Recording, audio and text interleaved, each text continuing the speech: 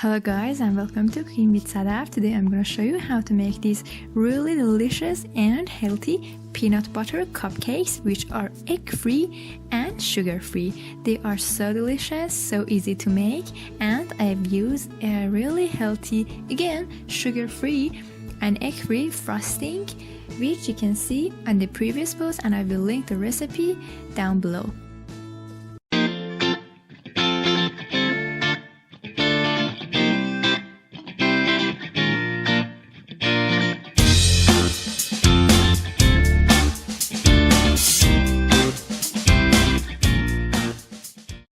Okay, so let's make them. Also note that all of the ingredients and measurements are in the caption below. First, sift your flour in a bowl.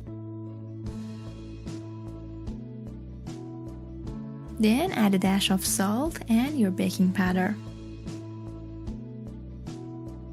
You can use any other types of flour that you like. I am using all-purpose flour. We can use oat flour, barley flour, or gluten-free flour. And then mix your dry ingredients very well so that they are well incorporated.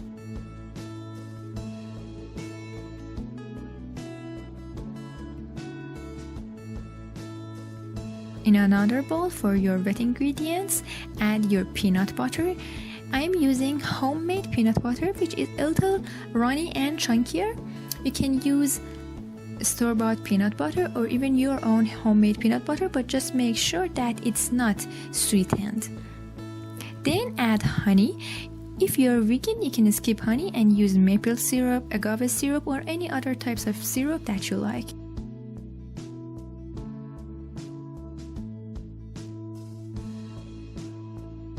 Then add a dash of vanilla extract and oil. I'm using again vegetable oil, but you can use other types of oil like olive oil or coconut oil or avocado oil. Any types of healthy oil that you like, it's okay.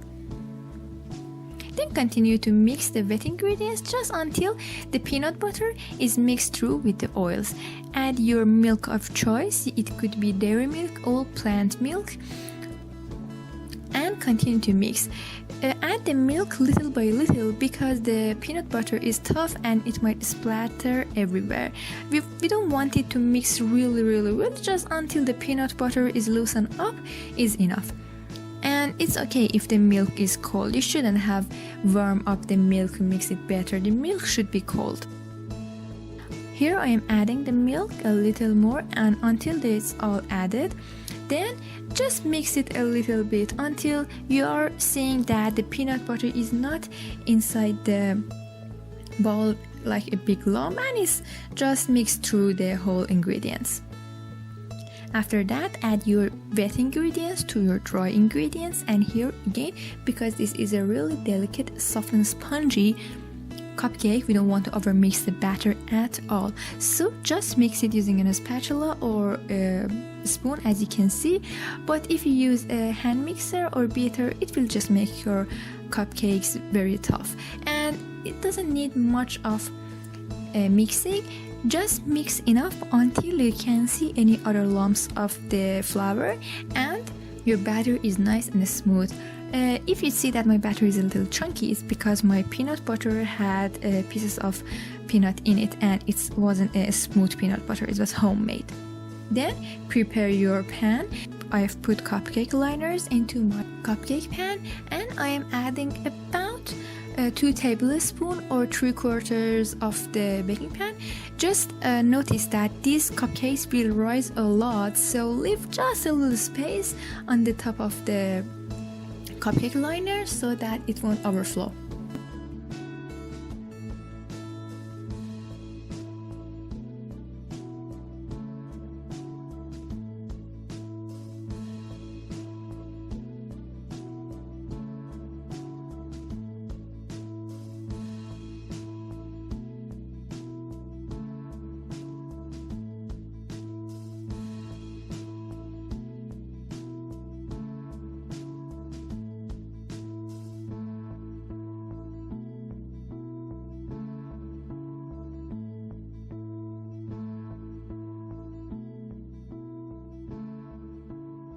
After we have finished putting them into the liners, bake them in the oven and then let them cool for about 15 or 20 minutes or until you can see that they are really cool. Here are our cupcakes, and you can see that they have cracked on the top, and it's totally natural because they don't have any sugar in them and they are low in fat. That's why they have cracks in them, and it's all natural. Here we have our really healthy and delicious vegan cupcakes. You can make them super quickly without any special ingredients or equipments, just using a spoon. They are really soft and spongy. They will melt into your mouth. You can use them with other types of nut butter too, but I highly recommend using peanut butter, and if it's homemade it's even better. And now I am decorating them using a star tip and making little rosettes on the top of the cupcakes with my home sugar-free chocolate, peanut butter and cream cheese frosting, which is really delicious, and it has no cream in it. It's low in fat and without any sugar. I hope you have enjoyed this recipe. If so, don't forget to subscribe to my channel, put a comment down below and like this video. If you have any other suggestions for what other recipes should I make next, please let me know in the comments down below. Thank you so much for watching, and I hope you have enjoyed this video.